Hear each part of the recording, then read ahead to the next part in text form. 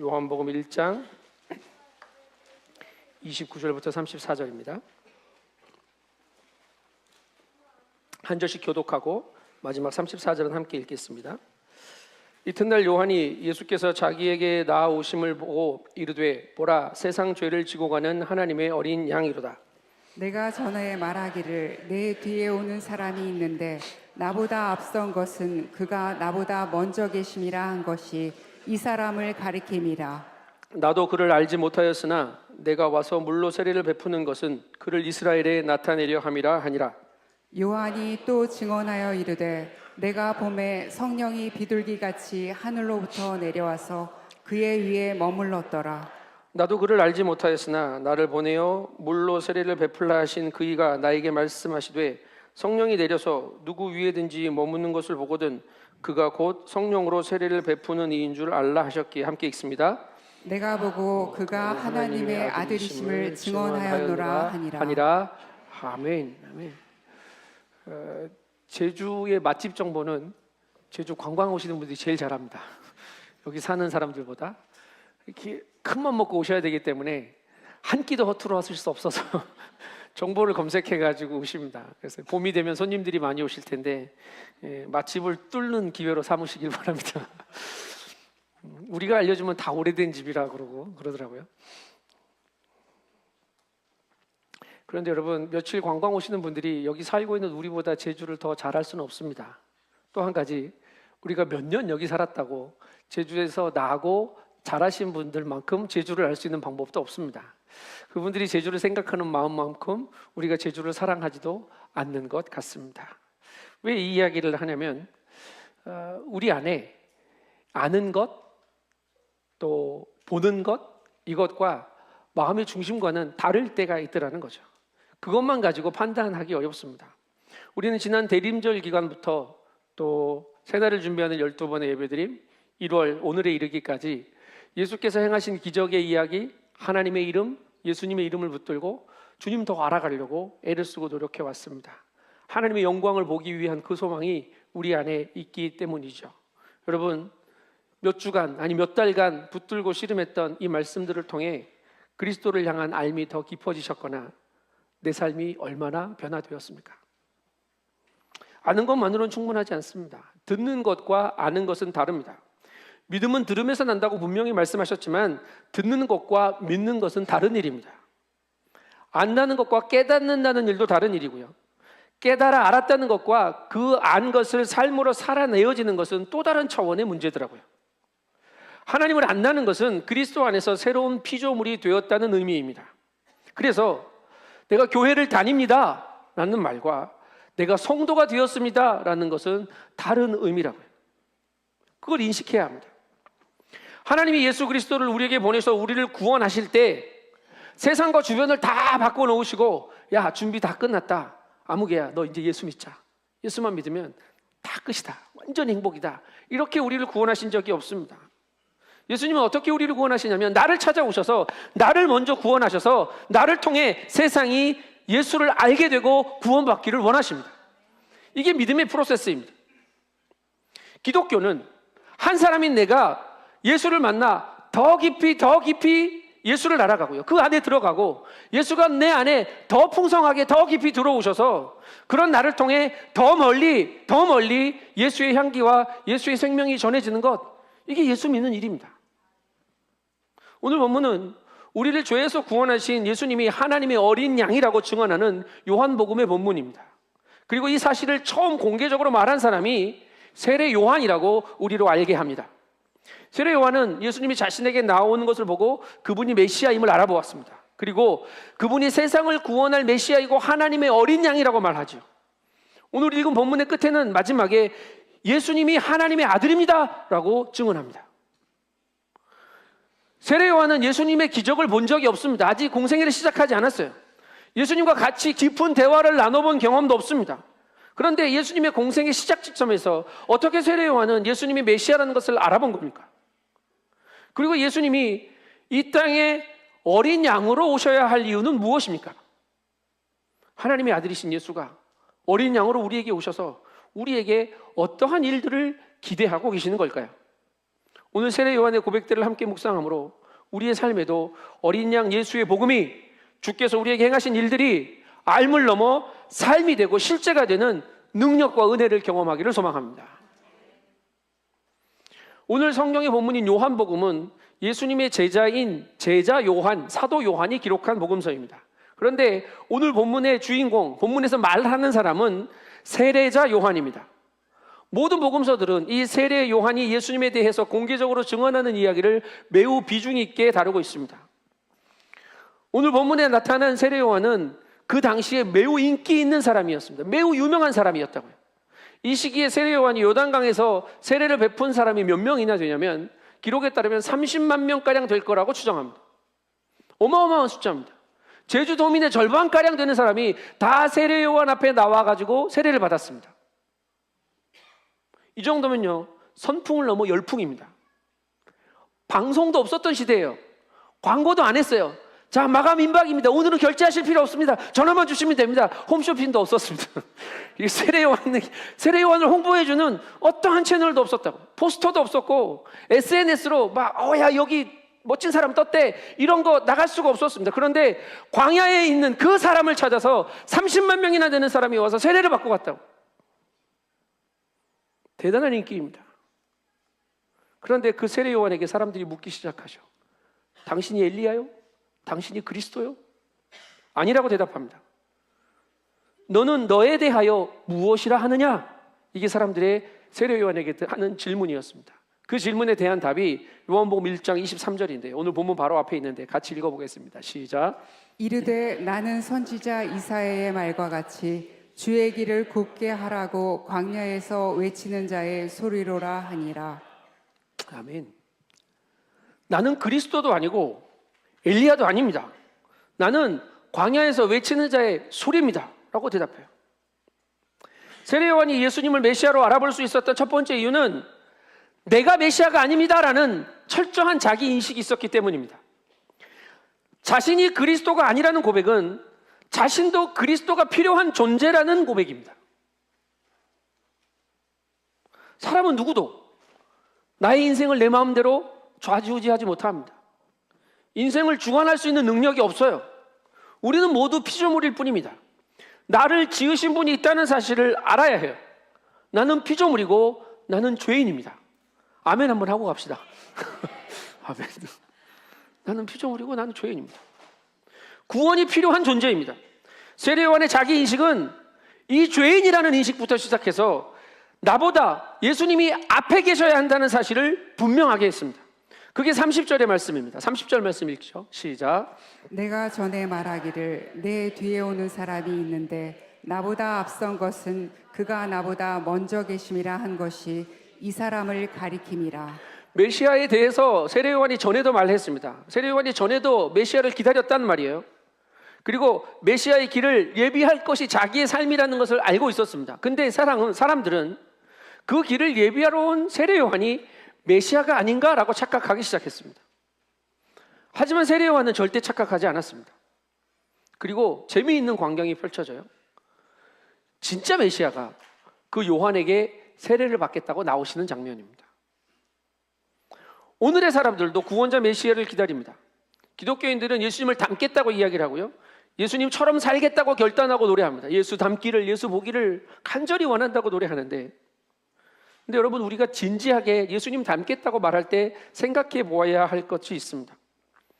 우리가 닮기를 원하는 예수님의 모습이 세상의 가치관에 물들어서 우리의 생각으로 재단되거나 그려지고 다듬어진 상상 속의 예수, 인간적 소망 속에 갇혀 있는 예수의 형상은 아닌가라는 겁니다. 그래서 군중들이 마치 세례 요한을 예수님으로 착각했던 것처럼 내가 만들어 놓은 예수를 예수님이라고 착각하고 나 당신 닮겠다고 당신의 성공을, 당신의 유명함을, 당신의 그 놀라운 기적들을 내가 좀 닮아보겠다고 그렇게 말하고 노래하고 있지는 않냐는 겁니다. 여러분, 저는 목사입니다. 목회자입니다. 예수님 닮고 싶습니다. 올해 소원이 뭐냐고 물어볼 때 제가 예수님 닮은 좋은 목사 되는 거라고 얘기했더니 여러분들이 다 웃으셨잖아요. 그러고 싶습니다.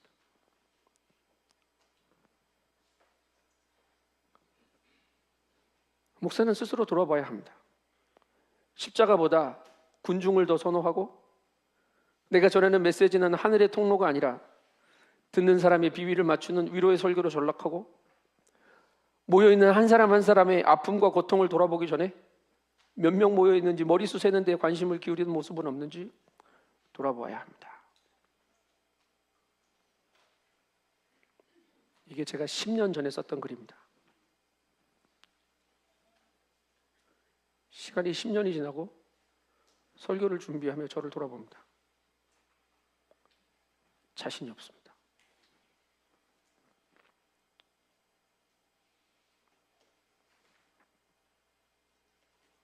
설교 못할 것 같습니다.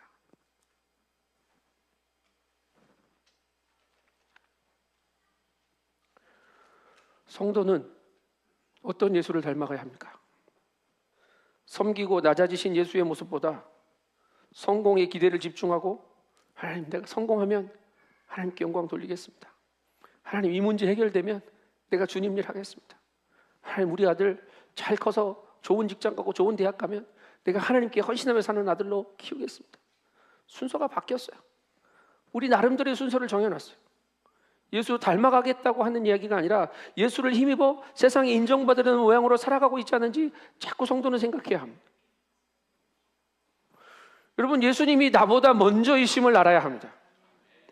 내 소망에 예수가 맞춰지는 것이 아니라 예수의 오심이 나보다 앞서고 주님의 뜻이 나보다 먼저임을 고백하고, 그렇게 예수님 닮아갑시다.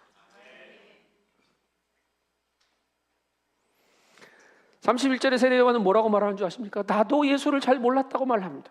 같이 읽어볼까요? 시작. 나도 그를 알지 못하였으나 내가 와서 물로 세례를 베푸는 것은 그를 이스라엘에 나타내려 함이라 하니라. 예수님에 대한 인식이 처음부터 충만하거나 충분할 수 없습니다. 그러나 분명한 자기 인식이 있는 사람, 그리고 그 자신의 위치에 대해서 명확하게 인식하는 사람은 예수님 때문에 내가 해야 할 일이 뭔지 아는 거죠. 나 예수님 잘 알지 못했는데 내가 와서 물레 세례를 베푸는 것이 그분을 이스라엘에 나타내기 위함인 것은 나는 압니다 라고 말하는 거죠. 모든 것이 자기 정체성에 대한 이해로부터 출발합니다.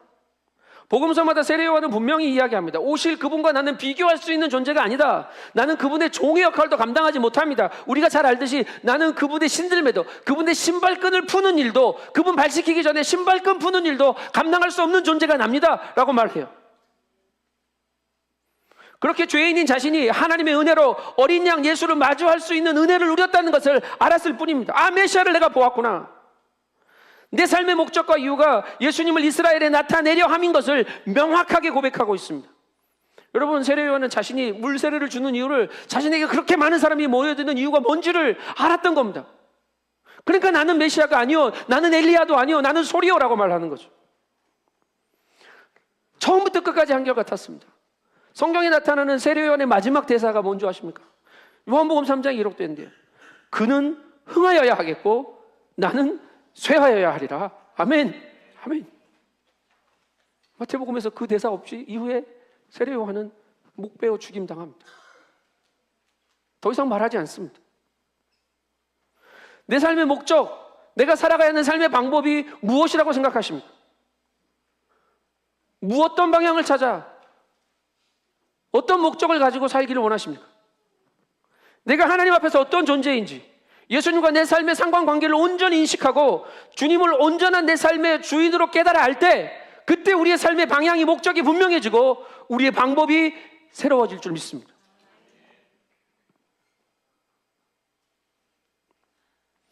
이제 요한의 선포를 들어봅시다. 세례 요한의 선포입니다. 29절 말씀 읽겠습니다. 시작. 이튿날 요한이 예수께서 자기에게 나아오심을 보고 이르되 보라, 세상 죄를 지고 가는 하나님의 어린 양이로다. 세례 요한은 예수님을 하나님의 어린 양이라고 알아봅니다. 그리고 그렇게 소개합니다. 하나님의 어린 양이라는 이 단어가 헬라어로 암노스라는 단어가 쓰였는데 신약성경에 4번 등장하는데 그 중에 2번이 요한복음 1장에 등장합니다. 계시록에도 어린 양이라는 말이 많이 나오는데 이때 쓰인 단어는 암노스가 아니고 아르니온이라는 다른 헬라어가 쓰였더라고요. 구약 성경에 히브리 말로 써진 구약 성경을 헬라 말로 바꾸어서 번역해서 읽었던 성경이 70인역인데 여기에 이 어린 양이라는 암노스라는 단어가 많이 있습니다. 언제 언급이 되냐면 어린 양뿐만 아니라 양을 가리킬 때 쓰이고요. 주로 희생 제물의 문맥에서 이 단어가 사용됩니다. 그래서 처음 성경에 이 단어가 언제 등장하냐면 아벨이 가인과 함께 하나님께 예배드릴 때 흠없는 순양을 드렸죠. 첫째 양을 드렸잖아요. 어린 양을 드렸죠. 그때 이 단어가 쓰이고요.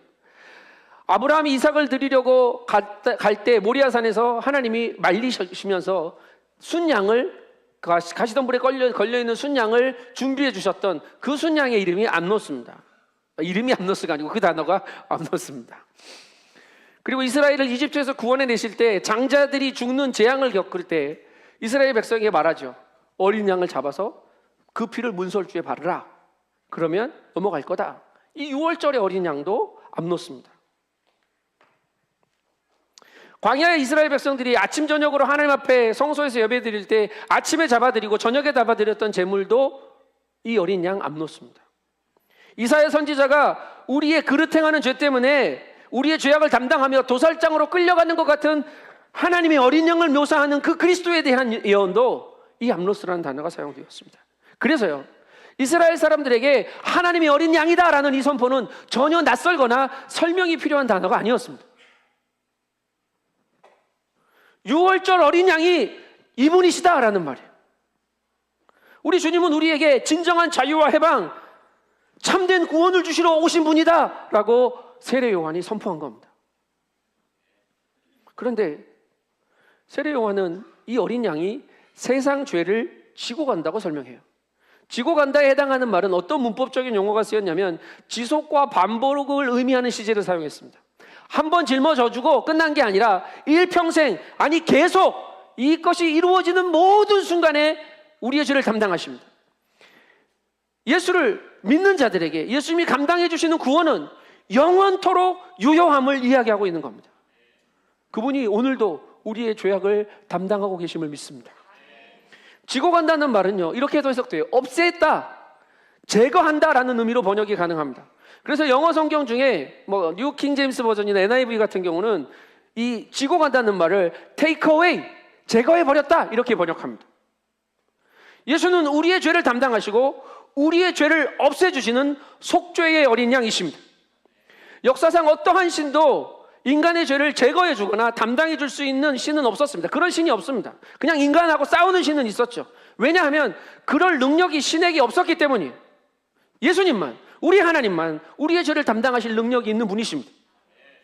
구약시대의 인생들이 죄의 문제를 해결하려고 죄를 지으면 양을 끌고 옵니다. 그리고 양에게 죄 지은 사람이 안수하고 이 양을 각을 떠서 그 피를 제단에 뿌리고 양을 태워드리는 것, 이게 죄사함의 예배였어요. 1년에 한 번 대속죄일이 되면 염소 2마리를 가져옵니다. 그래서 모든 백성의 죄를 대제사장 염소 위에다가 안수하고 그 염소를 잡아가지고 그 피를 가지고 지성소에 들어가고 얘는 태워드리고 나머지 1마리는 거기다가도 안수하고 광야로 내보냅니다. 멀리 사라질 때까지 가라, 내 죄 가지고 가라, 다시 돌아오지 마라. 이게 인생들이 죄를 해결할 수 있는 방법이었다. 그런데 이제 예수께서 오셔서 친히 희생양이 되어주시고 우리의 죄를 담당하시고 제단에서 죽어주시고 우리의 죄를 담당하시고 저 골고다까지 광야로 나아가서 주신 줄 믿습니다. 그분이 우리의 죄를 담당해 주셨습니다. 완전한 구속을, 완전한 구원을 이루어 주셨다고요. 보라, 세상 죄를 지고 가는 하나님의 어린 양이로다. 요한의 이 선포가 이루어진 장면은 다른 복음서들에서는 예수님이 세례 요한에게 세례 받으러 나오시는 세례의 현장까지 묘사되어 있습니다. 오늘 요한복음에는 세례를 받으신 현장이 묘사되어 있지 않지만 그 상황에서 기록된 것은 충분히 이해할 수 있어요. 예수님이 세례 받으러 오십니다. 죄가 없으신데. 오늘 세례 받은 로이한테 죄가 있습니까? 얘는 왜 세례 받아야 됩니까? 여러분이 그렇게 생각할 수 있는데 이 로이보다 예수님은 더 죄가 없으신 분입니다. 아예 죄가 없으신 분입니다. 그런데 왜 이분이 세례를 받기 위해 죄 씻음을 위해 나와야 합니까? 예수님이 세상 죄를 지고 물속으로 들어가신 겁니다. 예수님이 당신의 몸으로 우리를 죄를 담당하시겠다고 예수님이 성경 읽어보면 뭐라고 말씀하시냐면 모든 의를 이루는 것이 합당하니라 나에게 세례를 주어라 라고 세례 요한에게 이야기해요. 무슨 의를 이루는 겁니까? 의롭지 않은 우리가 예수 그리스도를 믿음으로 고백할 때 하나님께서 우리를 의롭다 해주시고 우리를 구원하시는 그 하나님의 뜻, 하나님의 의를 이루기 위해 내가 세례를 받는 게 합당하다, 내가 이 죄를 짊어지고 물속에 들어가는 게 합당하다라고 말씀하신 겁니다. 예수님은 죄 씻음의 세례의 자리부터 십자가의 형벌과 지옥의 자리까지 자신의 몸을 던지심으로 인간에 대한 하나님의 심판과 인간에 대한 하나님의 구원의 역사를 다 이루어내신 겁니다. 세례받음으로 물로 들어가셨고요, 십자가 지심으로 저 지옥불까지 들어가셨습니다. 그리고 다시 살아나셔서 우리를 건져내셨습니다. 이렇게 하나님의 아들 예수는 우리의 심판을 명쾌하는 유월절 어린 양이고 또 우리의 죄의 문제를 해결하시는 속죄의 어린 양이십니다. 근데 이 속죄의 시간에, 이 죄사함의 세례의 시간에 하나님이 놀라운 일을 보여주십니다. 32절, 33절 함께 읽겠습니다. 32절, 33절입니다. 시작. 요한이 또 증언하여 이르되 내가 보매 성령이 비둘기같이 하늘로부터 내려와서 그의 위에 머물렀더라. 나도 그를 알지 못하였으나 나를 보내어 물로 세례를 베풀라 하신 그이가 나에게 말씀하시되 성령이 내려서 누구 위에든지 머무는 것을 보거든 그가 곧 성령으로 세례를 베푸는 이인 줄 알라 하셨기에. 성령이 와서 머무는 사람, 그 사람이 성령으로 세례를 베푸는 사람이다, 하나님이 세례 요한에게 알려주셨습니다. 그리고 세례 요한이 그 성령의 임재의 역사를 봅니다. 어떻게 보았냐면 눈에 보이는 현상으로 깨달아 알게 성령이 임했거든요. 비둘기가 임하는 것처럼 하늘로부터 예수께로 내려옵니다. 마가의 다락방의 사건도 불의 혀같이 갈라지는 것들이 각 사람의 머리 위에 임했다고 성경은 기록하고 있습니다.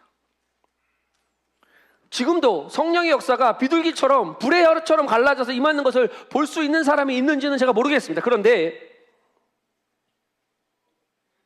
성령의 임재는 나에게도 또 성령이 임하는 사람을 보는 다른 사람에게도 지각되어지고 인식되어지는 사건입니다. 성령의 역사는 신비한 초자연적인 현상에만 머무는 것이 아니고 인격이 변하고 삶의 열매로 확인되어지는 역사이기 때문입니다. 하늘의 문이 열렸습니다. 예수 그리스도 위에 성령이 부들기처럼 임합니다. 다른 복음서에는 너는 내 사랑하는 아들이다, 내가 너를 기뻐한다라는 하나님 아버지의 음성이 들려왔다고 기록하죠. 성령의 임재의 사건에는 아들을 향한 아버지의 사랑의 임재가 함께 부어지고 있는 겁니다. 그 아들을 통해 이루실 하나님 나라의 기쁨이 그 자리에 함께 부어지고 있는 거라고. 예수 그리스도 위에 임하신 성령의 역사는 오순절 마가의 다락방에 약속의 성령을 기다리던 120명의 사람들에게 각 사람의 머리에 임하셨고요, 2000년이 지난 오늘 예수를 주로 고백하는, 성령을 구하며 하나님 앞에 엎드리는 모든 하나님의 백성들에게 임하셔서 바람으로 불로 역사하시는 줄 믿습니다. 아들에게 내가 사랑한다, 내가 너를 기뻐한다라고 말씀하셨던 하나님은 우리에게 성령을 부으셔서 성령이 우리 안에 주인 되시면 하나님이 나를 얼마나 사랑하시는지, 하나님이 나를 얼마나 기뻐하시는지 깨달아 알며 그 능력으로 살게 하시는 줄 믿습니다. 그렇게 하기를 주님이 원하세요. 성령의 임재가 그렇습니다. 우리는 성령의 역사하심을 감격으로 예배하는 거고요, 그 성령의 능력으로 오늘 우리의 시간을 하나님 나라로 하나님을 예배하며 살 수 있게 된 겁니다. 예수님 위에 임하신 성령은 오늘 우리에게 예수 그리스도를 통해 성령의 세례로 베풀어 주셨습니다. 성령 세례 받으셨습니까? 뭔 그런 걸 다 질문을 적당히 알아서 예수 믿고 있는데.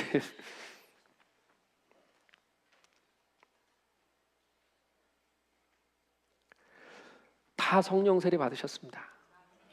예수가 아니고는, 성령이 아니고는 예수를 주라 고백할 수 없습니다.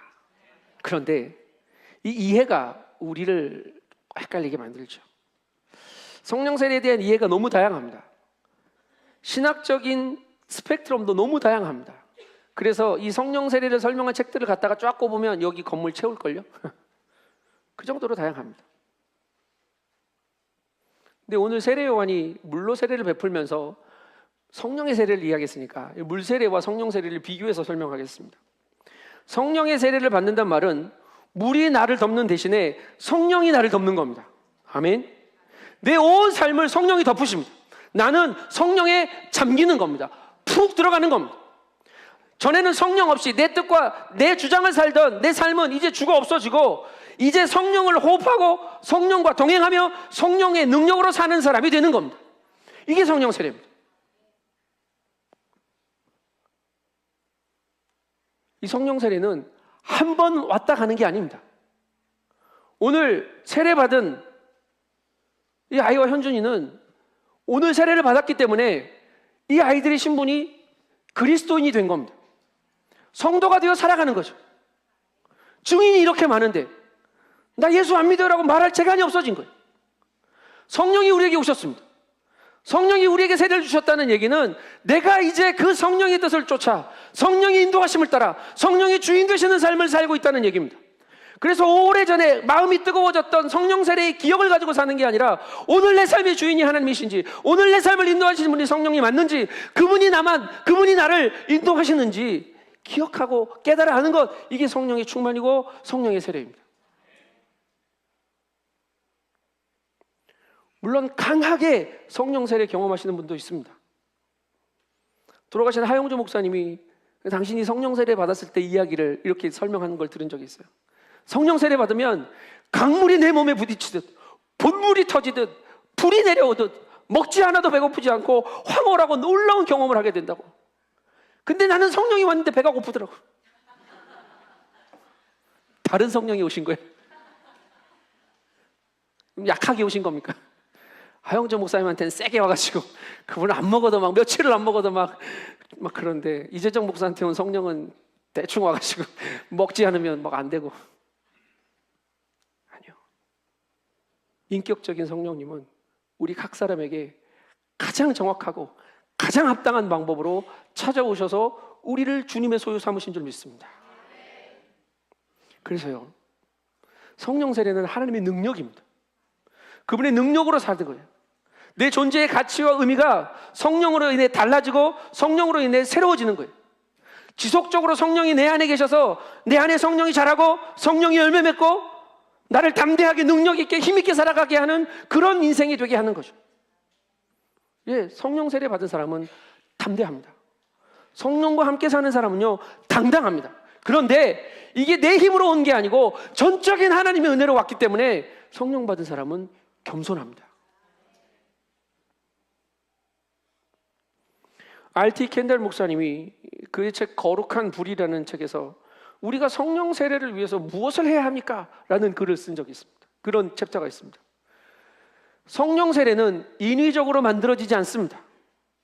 갑자기 벌어진 수동적인 사건이기 때문이죠.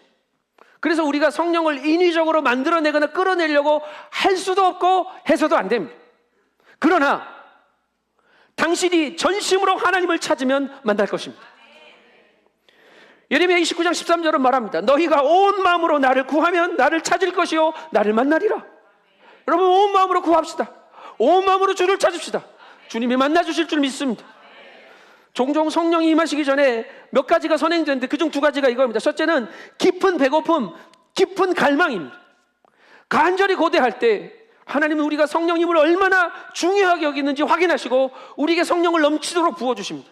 두 번째는 이 성령의 역사 가운데 우리에게 고통이 따를 때가 있습니다. 우리가 원치 않는 일들이 생길 때가 있다고요. 놀라지 마십시오. 무릎 꿇도록 인도하시는 하나님의 그 인도하심에 순종하며 겸손히 주 앞에 엎드리는 삶의 자세가 우리로 성령을 살아내게 할 줄 믿습니다.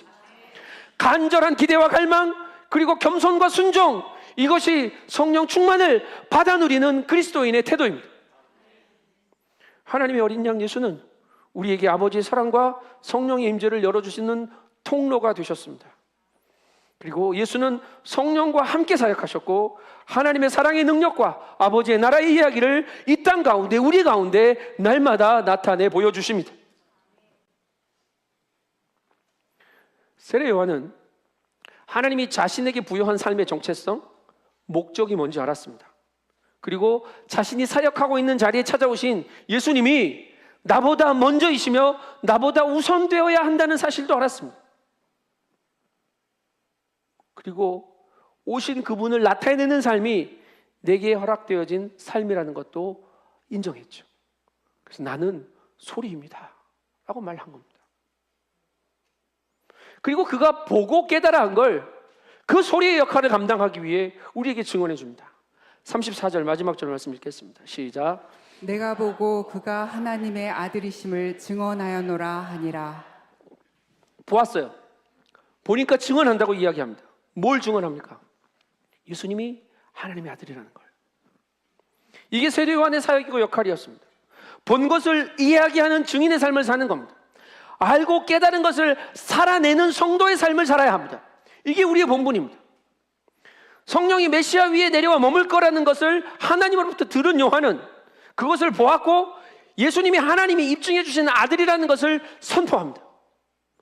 성령은 예수를 알게 하는 영입니다. 우리 안에 성령이 계시면 우리는 예수를 구주로 고백할 수 있습니다. 그리고 성령이 우리 안에 계시기 때문에 성령 받은 모든 사람은 예수가 하나님의 아들이심을 선포할 수 있습니다. 이 또한 우리에게 주어진 사명이기 때문입니다. 이제 죄사함의 세례뿐만 아니라 예수가 아버지의 사랑과 기쁨으로 우리에게 약속하신 성령의 세례를 받은 우리가 예수를 들어서 아는 삶이 아니라 예수를 믿어 살아내는 증인으로 살게 되기를 축복합니다. 요한은 예수님이 우리에게 성령으로 세례를 행하실 뿐 아니라 우리를 온전케 하실 분이라고 우리에게 가르쳐주고 있는 겁니다. 예수님의 하나님의 어린 양이십니다. 오늘 우리의 삶에 성령으로 오셔서 역사하시도록 그 어린 양이 속죄의 통로가 되어주시고 구원의 통로가 되어주셨습니다. 그래서 우리는 어린 양 예수와 함께 주께서 허락하신 삶의 걸음을 날마다 걸어가는 거죠. 그러면서 이제 우리는 주님 닮게 해주십시오, 어린 양 닮게 해주십시오라고 이야기하는 겁니다. 어린 양만 따라가겠습니다. 그런데 예수 어린 양 닮아야 하는데 어린 양 귀한 존재가 아닙니다. 여러분, 어린 양이라고 인터넷에 치면 하얗고 뽀샤시하고 예쁜 어린 양이 탁 나오죠. 여기 바램 목장에 양 키우잖아요. 한 번도 그렇게 하얗고 뽀얀 양을 제가 본 적이 없어요. 근데 여기서 지금 8년째 살고 있는데 맨날 더러워. 좀 깨끗해졌네? 라고 말한 건 털을 밀어가지고 흉해졌을 때예요. 중동지방 가서 양을 보면 얘가 양인지 염소인지 물어봐야 알아요. 뽀얗지가 않아요. 더럽습니다. 낮고 추합니다. 천하게 여겨질 수도 있습니다. 약해요. 끌고 가면 끌고 가는 대로 끌려갑니다. 죽으면 그냥 죽습니다. 근데 여러분, 우리 주님 예수 어린 양은 생명을 내어주실 만큼 강한 분이십니다. 그분은 약한 분이 아니라 우리를 위해 생명을 내어주실 만큼 강한 분이시라고요. 여기 누가 생명을 내어줄 만큼 강합니까? 다 나 살겠다고 바쁘지. 죽어지는 약함, 추하고 보잘것없는 우리의 모습, 우리가 예수 그리스도를 예배할 때 영원한 생명의 강함으로 바꾸어 주십니다. 그 어린 양 예수가 우리의 예배를 받으시는 분이십니다. 그 어린 양 예수가 우리의 예배의 주인이십니다. 그 어린 양 예수가 우리의 모든 삶을 예배되게 하시는 분이십니다. 그 예수 하나님의 어린 양은 마지막 때에 보좌에 앉으셔서 온 땅을 통치하시고 심판하시며 이 땅의 회복을 이루시고 우리로 하여금 온전한 예배를 드리게 하실 것입니다. 사랑하는 드림가족 여러분, 예수 하나님의 어린 양이십니다. 그분이 우리에게 어린 양 되실 때 아버지의 사랑이, 아버지의 기쁨이 성령으로 우리 가운데 부어졌습니다. 이제 우리가 이 성령으로 영으로 진리로 하나님을 예배할 때 보좌에 계신 아버지와 보좌에 계신 어린 양께 영원토록 영광 돌리는 그 예배의 기쁨을 살아내게 하실 겁니다. 사랑하는 드림가족 여러분, 그 어린 양 때문에 우리는 행복합니다. 그 어린 양 때문에 오늘 부끄럽지만 우리는 오늘을 살아냅니다. 그 어린 양 때문에 우리는 행복의 노래를 부를 수 있습니다. 오늘 우리가 드리는 예배가, 오늘 우리가 부르는 찬양이 염치 없고 부끄러워 민망하게 주님 앞에 나왔지만 나의 약함을 강함으로 바꾸시는 그 어린 양의 생명 때문에 오늘도 주님을 찬송하며 예배하며 승리의 노래 부르며 돌아가는 모든 드림 가족들 되시기를 주님의 이름으로 축복합니다. 기도하겠습니다. 하나님, 죄투성이이고 허물투성이인 우리를 용납하여 주셔서 감사합니다.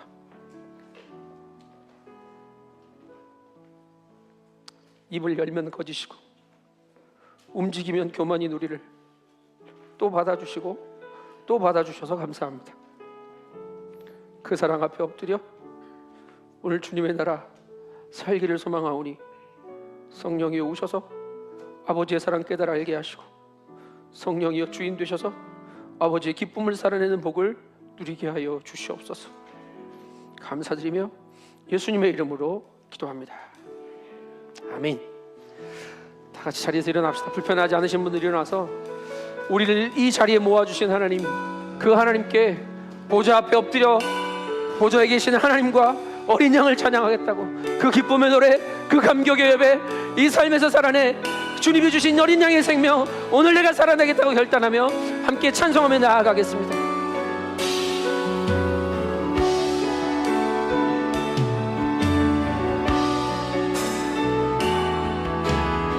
우리 보좌 앞에 모였네.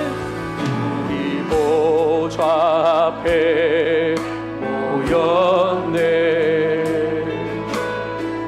함께 주를 찬양하며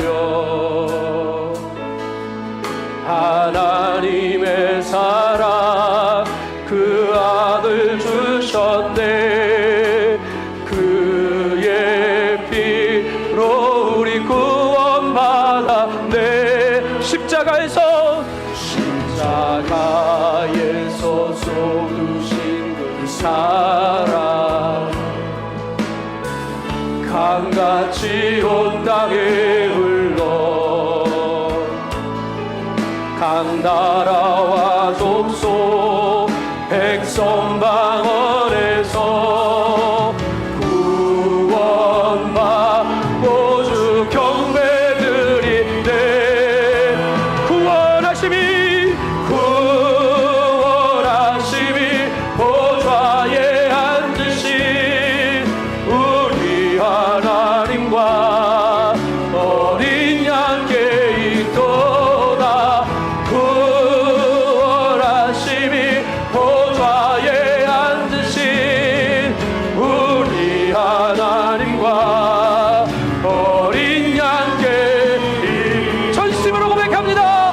구원하심이 보좌에 앉으신 우리 하나님과 어린 양께 있도다. 구원하심이 보좌에 앉으신 우리 하나님과 어린 양께 있도다. 함께 결단하며 기도합시다. 하나님, 나는 죄인입니다. 내게 구원받을 이유도 조건도 아무것도 없습니다. 어린 양 예수가 날 위해 죽어주셔서 내가 구원받았음을 믿습니다. 주만 닮아가게 하여 주시옵소서. 주만 따라가게 하여 주시옵소서. 하나님, 내게는 힘도 없고 능력도 없습니다. 성령 부어주셔서 아버지의 사랑, 아버지의 기쁨 붙들고 성령의 충만함을, 그 성령의 세례를 열매 맺어 살아갈 수 있도록 하나님 나와 동행하여 주시옵소서. 주님의 이름 한번 부르며 함께 기도합니다. 주여, 아버지 감사합니다. 오늘도 예수만 따라 그 은혜를 쫓아 하나님의 사랑 앞에 나와 엎드렸습니다. 하나님, 나는 죄인입니다. 나는 교만합니다. 나는 어리석습니다. 하나님, 나는 아무 자격 없습니다. 주님의 뜻을 이루어 주시옵소서. 주님의 나라를 이루어 주시옵소서. 하나님 앞에 나와 엎드리는 이 사람, 아버지 온전히 주님 앞에서 새로운 일을 살릴 수 있도록 하나님 도와주시옵소서. 무엇으로 내가 하나님을 지나가시옵소서. 어떠한 이유로 내가 하나님께 영광 돌릴 수 있겠습니까? 주님, 하나님 앞에 의인이 처하였다는 용서하옵소서. 주님만 따라 주님만 따라가며 그 은혜를 살 수 있도록 하나님 역사하여 주시옵소서. 주여, 우리를 불쌍히 여기소서. 주님,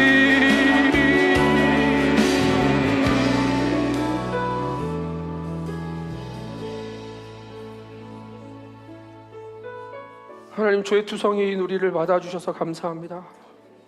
그 사랑으로 나를 위해 죽어주셔서 감사합니다. 죽음을 넘어가게 하시고 속죄하여 주시며 영원한 생명을 능력으로 살게 해주시니 감사합니다. 하나님, 이 사랑, 이 기쁨 놓치지 않게 하여 주시옵소서. 하나님, 내가 예수의 자리에 올라앉지 않게 하시고 내가 하나님인 척 살지 않게 하여 주시고 나를 구원하신 그 은혜 때문에 날마다 순종하며 찬송하며 날마다 겸손히 그러나 당당하게 주님 나라 살아갈 수 있도록 역사하여 주시옵소서. 주님, 우리가 주님의 것임을 고백하며 귀한 예물 구별하여 주님께 드렸습니다. 이 예물이 쓰여지는 자리마다 하나님의 영광만 나타나게 하시고 죽어져가는 영혼들이 죽게 돌아와 다시 사는 복을, 낭망한 심령들이 죽게 돌아와 하늘의 영광을 바라보는 은혜를 베풀어 주시옵소서.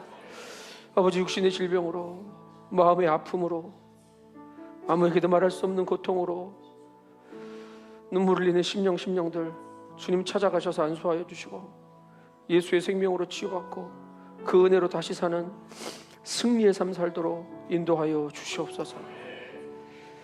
이제는 우리의 삶의 주인 되시는 예수 그리스도의 은혜와 아버지 하나님의 크고 놀라우신 사랑하심과 성령님의 내주 교통 충만케 하시는 역사가 주님 앞에 죄인임을 고백하고 어린 양 예수의 은혜를 붙들고 성령 충만한 삶 살아가기를 결단하는 머리 숙인 성도들과 이들의 가정과 일터와 삶의 자리 위에, 우리 드림 공동체 위에, 제주 X19 훈련센터와 온 열방의 선교사님들 위에 이제부터 영원토록 함께 계시기를 간절히 축원하옵나이다. 아멘.